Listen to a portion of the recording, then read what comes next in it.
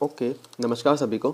तो सबसे पहले मैं आप सभी को एक अपडेट देना चाहता हूँ नया, कि अब से हम जो भी वीडियो में जो भी सेक्शन पढ़ रहे होंगे, जो भी टॉपिक अपन कवर कर रहे होंगे, तो उस टॉपिक से रिलेटेड, उस सेक्शन से रिलेटेड अपन एक अच्छा सा क्वेश्चन पिक करेंगे जो मैं आपको बताऊँगा हर सेक्शन में। ओके, हर वीडियो में आपको मैं एक क्वेश्चन बताऊँगा जिसका जवाब आपको रिसर्च करके खुद ढूंढ के और आपको कमेंट बॉक्स में लिखना होगा, ठीक है। और अगर आपका आंसर सही हुआ तो मैं उसको अगली वीडियो में खुद से एक्सप्लेन भी करूँगा, ठीक है। और एक चीज़ मैं आपको और क्लियर कर देना चाहता हूँ कि मैं जो भी यहाँ पे पढ़ा रहा हूँ, जो भी मतलब सिखा रहा हूँ, मेरा नॉलेज शेयर कर रहा हूँ मैं, तो वो मैं सिर्फ आपको पास करवाने के लिए नहीं कर रहा हूँ, ठीक है। तो सिर्फ पास करने के लिए अगर आप मुझे कहो तो मैं एक अलग से सीरीज़ बना दूंगा, जिसमें क्या एक वो 10-15 मिनट की वीडियो होगी, उसमें सारे सेक्शन में कवर कर दूंगा जल्दी जल्दी, जो आप अगले दिन सुबह उठ के अपने एग्ज़ाम में लिख पाओ एक रात में देख के। ओके, ये भी काफ़ी फ़ायदेमंद रहती है चीज़। लेकिन जो ये अभी जो सीरीज़ चल रही है, वीडियो जो अभी बन रही है, ये आपको डिटेल में समझाने के लिए है, ताकि आप अगर सेक्शन 128 जैसे आपको क्वेश्चन आ गया आपका सेक्शन 128 के बारे में, श्योरिटी की लायबिलिटी क्या है, तो इसके बारे में सिर्फ आप इसका बेयरेट की लैंग्वेज ना लिख पाओ, आपको सिर्फ दिमाग में सिर्फ बेयरेट की लैंग्वेज ही नहीं रहे, वो तो आपको रहनी चाहिए, सिर्फ वो नहीं रहे, उसके अलावा आपको काफ़ी सारे एग्जांपल्स, काफ़ी सारी चीज़ें भी आपके दिमाग में रहे, ताकि आप उनको एक्स्ट्रा में लिख के आ सको और अच्छा स्कोर कर पाओ। तो मेरा मोटिव ये है। ओके, तो अब ज़्यादा टाइम वेस्ट नहीं करते, वीडियो चालू कर लेते हैं अपन। और अभी तक आपने अगर चैनल को सब्सक्राइब नहीं करा है तो सब्सक्राइब कर लेना और बेल आइकन को दबा लेना, क्योंकि मैं जो क्वेश्चन के आंसर दूंगा उनके लिए आपको अपडेटेड रहना पड़ेगा थोड़ा। ओके, तो चलिए शुरू करते हैं।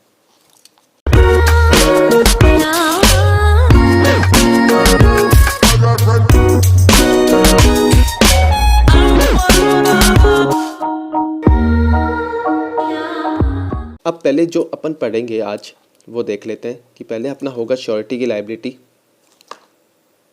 ठीक है, सेक्शन 128 श्योरिटीज लायबिलिटी, ठीक है। दूसरा होगा कंटिन्यूइंग गारंटी। ओके, तो ये कंटिन्यूइंग गारंटी तो मैं आपको पीपीटी से बताऊंगा, और श्योरिटी लायबिलिटी है वो आपको मैं बेयरेट की लैंग्वेज से अभी समझा देता हूँ, ठीक है। अब श्योरिटी की लायबिलिटी होती क्या है, पहले अपन वो देख लेते हैं कि एक प्रिंसिपल डेप्टर के लिए कोई बंदा अगर श्योरिटी दे रहा है, ठीक है, क्रेडिटर को प्रिंसिपल डेप्टर की जो श्योरिटी दे रहा है उसकी क्या क्या लायबिलिटी बनती है वही अपन देखेंगे, ठीक है। तो अपन बेयरेट पे चलते हैं पहले फटाफट। ओके, तो अपन अब देखते हैं श्योरिटीज लायबिलिटी, ठीक है। पहले अपन बेयरेट की लैंग्वेज पढ़ते हैं। The liability of the surety is coextensive with that of the principal debtor unless it is otherwise provided by the contract. Okay, अब पहले liability of the surety is coextensive with the principal debtor, इस चीज़ का मतलब क्या है, सीधी बात, पहले अपन लेते हैं अच्छा सा एक एग्जांपल, उसके बाद में ही पढ़ेंगे, ठीक है, क्योंकि बेयरेट की लैंग्वेज हमेशा थोड़ी मुश्किल होती है, पहले एक झलक उसको देखते हैं पहले वो अच्छी नहीं लगती है अपन को, क्योंकि समझ में नहीं आती, तो पहले हमेशा एग्जाम्पल देख लेना चाहिए। तो आपको एग्जाम्पल दे देता हूँ मैं, कि जैसे मैं हूँ ए, मेरा फ्रेंड है बी, और एक है सी। ओके, अब यहाँ पे क्या हुआ कि मेरा बैंक है वो मान लो गया बैंक में 5,000 रुपये का लोन लेने, ठीक है, 5,000 का मान लो कि लोन लेने गया वो। ओके, अब यहाँ पे लोन लेने के बाद में उसने क्या करा, बैंक, ये सी है जो बैंक है, सी ने बोला कि आपकी श्योरिटी कौन लेगा, श्योरिटी बना मैं यहाँ पे मैं। ओके, यहाँ पे मैं श्योरिटी बन गया और मेरे फ्रेंड ने बी ने ले लिया लोन, ठीक है। अब यहाँ पे सब कुछ सही चल रहा है, लेकिन जब बी यहाँ पे डिफ़ॉल्ट हो जाए, मतलब बी यहाँ पे बैंक को पैसे नहीं दे रहा होगा, तो बैंक है जो सी वो तो मेरे पास आएगा, कि क्योंकि भाई श्योरिटी तो मैं बना हुआ हूँ, वो मेरे पास आया। अब वो मेरे पास आएगा, तब इसके बाद में आपसे मैं क्वेश्चन पूछता हूँ कि बैंक जो सी है वो मेरे पास जब आया, जो मैं ए हूँ, तो ये मुझसे क्या क्या मांग सकता है, समझ में आई ये चीज़, तो ये मुझसे क्या क्या मांग सकता है। अब ध्यान से सुनना इस बात को, कहने का मतलब ये है कि 5,000 रुपये तो ये मांगेगा ही मांगेगा, ठीक है, लेकिन 5,000 रुपये बी ने अगर ऐसा बोला होगा 5,000 रुपये मैं आपको 6 मंथ में दे दूंगा, ठीक है, लेकिन 6 मंथ तो दिए ही नहीं, तो 6 महीने का ब्याज तो लेगा बैंक, बैंक सॉरी 1 2 3 4, तो बैंक 6 मंथ का ब्याज तो लेगा, ब्याज लेगा मतलब इंटरेस्ट तो लेगा वो। अब इंटरेस्ट लेगा तो सी जो बैंक है वो ए के पास में आया, उसने बोला कि भाई आपका बी है जो आपका फ्रेंड है वो तो डिफ़ॉल्ट हो गया, ठीक है, वो तो पैसे दे नहीं रहा है, भाग गया, कुछ भी हो गया हो, तो बाद में वो ए से क्या क्या लेगा, ए से वो 5,000 रुपये लेगा, ठीक है, जो जिसने इसकी श्योरिटी दे रखी थी 5,000 रुपये की, तो वो तो लेगा ही लेगा। अब उसके बाद में जो इंटरेस्ट बना है 6 महीने का, क्या वो ले सकता है या नहीं ले सकता, सोचो।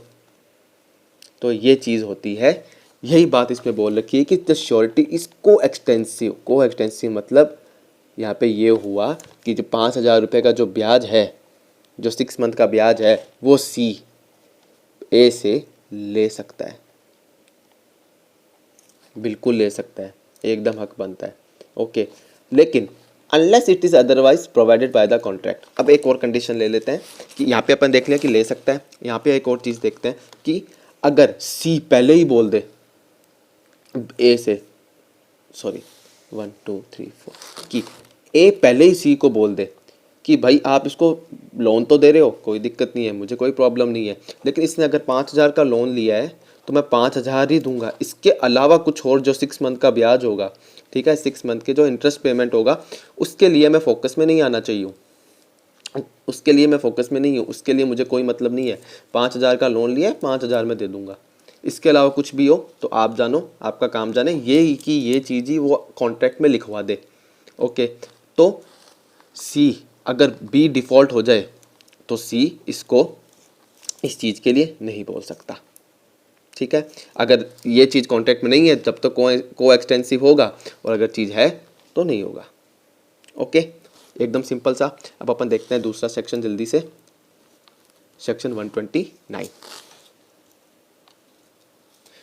तो यहाँ पे जो मैं क्वेश्चन की बात कर रहा था, अब अपन उसको भी देख लेते हैं कि यहाँ पे अपन जो सेक्शन 128 देख रहे हैं, ठीक है, सॉरी 128 सेक्शन अपन अभी जो देखा है, तो इसके अंदर अपन को श्योरिटी की क्या लायबिलिटी है वो अपन ने समझ ली है, को एक्सटेंसिव कैसा होगा वो समझ लिया है। लेकिन अब आपसे जो क्वेश्चन पूछ रहा हूँ उसको आप ध्यान से सुनना कि जो क्रेडिटर होता है, यानी जो सी है क्रेडिटर, ये बी जो पीडी है और ए है जो श्योरिटी है, ठीक है। अब जो सी है, ये अगर कोई भी बी अगर डिफ़ॉल्ट हो जाए, ठीक है, तो सी पहले बी को सू करेगा या पहले सी श्योरिटी को सू करेगा। जो सी सूट फाइल अगर करेगा तो ये पहले बी को कर सकता है या पहले ए को कर सकता है, ये मेरा क्वेश्चन है, ओके।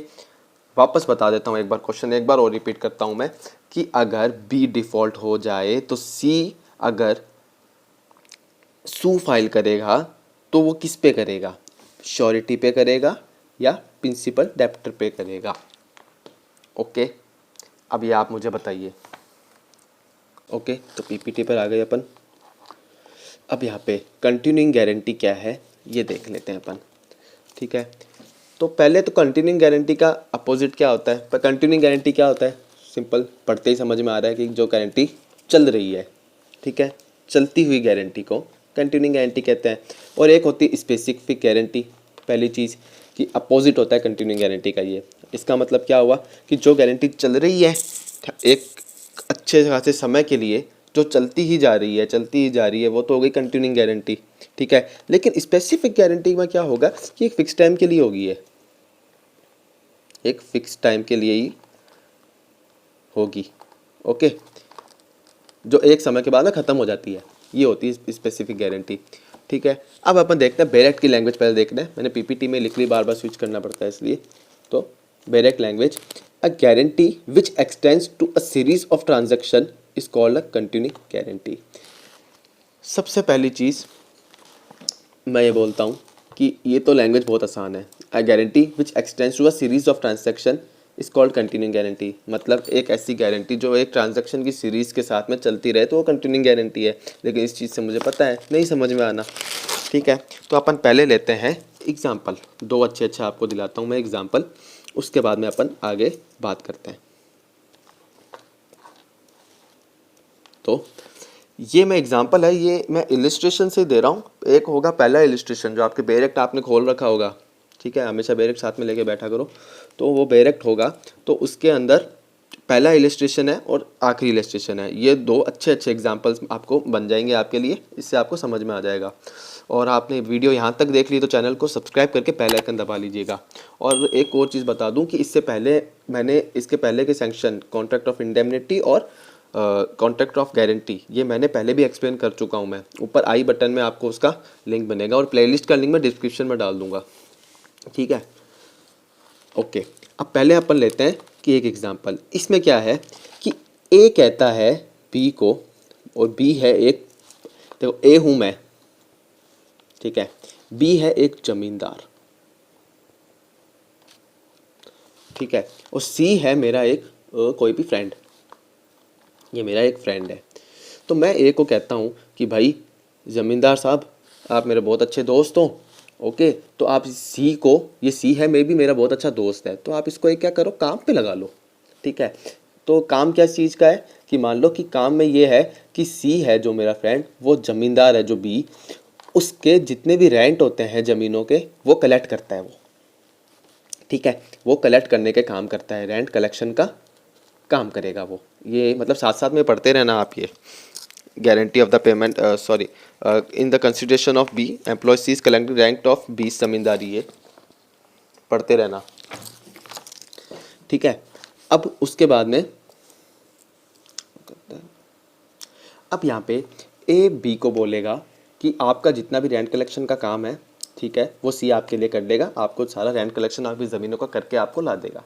अब ए यहाँ पे सी के लिए बी को, ओके, ये सी के लिए बी को श्योरिटी देता है, ठीक है।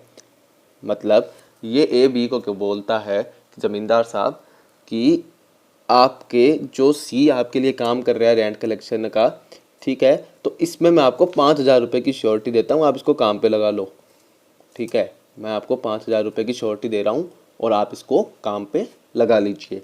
कहने का मतलब कि अगर ये कुछ भी रेंट करने में घपला करे, ठीक है, और कुछ भी अगर मिसअंडरस्टैंडिंग हो जाए, कुछ भी हो जाए, ठीक है, ये रेंट ना दे पाए, इसके पैसे रेंट लेते समय पैसे गिर जाए, या कोई गलती हो जाए, या जानबूझ से इसने कुछ कर ले सी, तो उस चीज़ में जो ज़मींदार होगा वो श्योरिटी के पास में जाके 5,000 तक का रुपए ले सकेगा, ठीक है। लेकिन अब यहाँ पे एक और चीज़ देखना, यहाँ पे जो ट्रांजेक्शन्स हो रहे हैं वो एक क्या हो रहे हैं, एन अमाउंट ऑफ ट्रांजेक्शन हो रहे हैं, एन अमाउंट अपन मैथ में पढ़ा करते थे, मतलब जो स्पेसिफिक अमाउंट नहीं है, ठीक है। अब यहाँ पे एक अमाउंट है जो स्पेसिफिक भी नहीं है, इतने सारे ट्रांजेक्शन हो रहे हैं, ठीक है, ट्रांजेक्शन भी कोई भी मतलब इनकी भी बहुत ज़्यादा कंटिन्यूटी चल रही है ट्रांजेक्शन्स की, काफ़ी सारे ट्रांजेक्शन होते जा रहे हैं, और यहाँ पे इनकी अमाउंट है वो भी फिक्स नहीं है, ठीक है, स्पेसिफिक अमाउंट भी नहीं है। तो एक कौन सा कॉन्ट्रैक्ट हो गया, सिंपल भाषा में पता लग रहा है अपन को, कंटिन्यूइंग गारंटी, ठीक है, तो एकदम सिंपल ये। अब इसके बाद में अपन देखते हैं एक और एग्जांपल। इसमें क्या होता है कि जैसे ए हूँ मैं, ठीक है, बी एक डीलर है और सी है चाय वाला, ठीक है। अब यहाँ पे क्या हुआ कि मैं बोलता हूँ बी को कि भाई ये चाय वाला है, ये बहुत अच्छा आदमी है, बहुत सही काम करता है, तो आप इसको 5 बोरे चाय पत्ती के दे दो, ठीक है, 5 बोरे 5 सैक्स दे दीजिए, आपको आप इसको दे दीजिए, ठीक है। अब इसके बाद में क्या हुआ कि इसने बोला कि भाई श्योरिटी कौन देगा, श्योरिटी कौन देगा बताओ, तो ये बोला कि मैं दे दूंगा, तो ये बन गया श्योरिटी, यानी मैं बन गया श्योरिटी बी के लिए, सॉरी सी के लिए बी को श्योरिटी बन गया मैं। अब श्योरिटी बनने के बाद में मैंने क्या करा, इसमें कोई ट्रांजेक्शन में कोई दिक्कत नहीं आई, ठीक है, तो बी ने सी को 5 सैक्स ऑफ टी बेच दिया, ठीक है, और सी ने कुछ भी ना करके आराम से बिल्कुल बढ़िया ढंग से पेमेंट भी वापस उसको जितने भी रुपए थे दे दिए, ठीक है, एक ट्रांजेक्शन एकदम सक्सेस हो गया इनका, ठीक है। यहाँ तक बात समझ में आ गई, कुछ भी दिक्कत नहीं हुई कि ए ने यानी श्योरिटी ने, मैंने बोला इसको, इसके लिए रिकमेंड करा कि भाई आप इसको दे दो 5 सैक्स ऑफ टी, ठीक है, इसने ले लिए 5 सैक्स ऑफ टी, और 5 दिन या 10 दिन बाद में 5-10 दिन बाद में उसने रुपए भी इसको दे दिया आराम से, कोई दिक्कत नहीं हुई, ठीक है। यहाँ तक बात क्लियर हुई। अब यहाँ पे देखते हैं एक और चीज़ जल्दी से कि फिर बाद में क्या हुआ कि बी ने सी से, यहाँ पे मेरा अभी कोई रोल नहीं है, बी ने सी से वापस डील कर ली और सी ने ले लिए 4 बोरे और ले लिए, सॉरी बोरे नहीं समझ आएगा, 4 सैक्स और ले लिए टी के, ठीक है। अब 4 सैक्स और लेने के बाद में इस वाले ट्रांजैक्शन में हो गया कुछ घपला, मान लो कि सी भाग गया, ठीक है, सी भाग गया और सी ने रुपए नहीं दिए, मान लेते हैं अपन सी ने रुपए नहीं दिए इसको, ठीक है, यहाँ पे रुपीज़ का ट्रांजैक्शन नहीं हो रहा, तो यहाँ पे बी क्या करेगा, अब बी मेरे पास आएगा, नहीं आएगा। क्यों? क्योंकि ये कॉन्ट्रैक्ट था, ये कंटिन्यूइंग गारंटी का कॉन्ट्रैक्ट है ही नहीं, ये एक स्पेसिफिक गारंटी का कॉन्ट्रैक्ट था। कैसे कि जो पहले वाला जो कॉन्ट्रैक्ट हुआ था जिसमें 5 सेक्स की बात हुई थी अपने, ठीक है, उसके लिए ए ने कहा था, उसके लिए ए ने बोला था कि हाँ मैं एक श्योरिटी दे रहा हूँ, लेकिन इसके लिए तो ए से कोई बात ही नहीं हुई, ए को कुछ पता ही नहीं, तो बाद में अब इसको आप कैसे बोल सकते हो, कोई हक ही नहीं बनता आपको, बी इसको कैसे बोल सकता है, नहीं बोल सकता ना।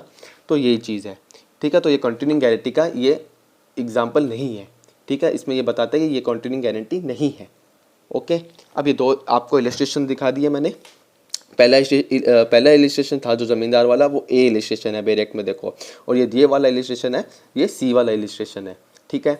यहाँ तक बात आपको मैं मान रहा हूँ कि बिल्कुल समझ में आ चुकी है। कोई चीज़ नहीं समझ में आए तो बेझिझक कमेंट करिए, इंस्टा पे डीएम करिए मुझे।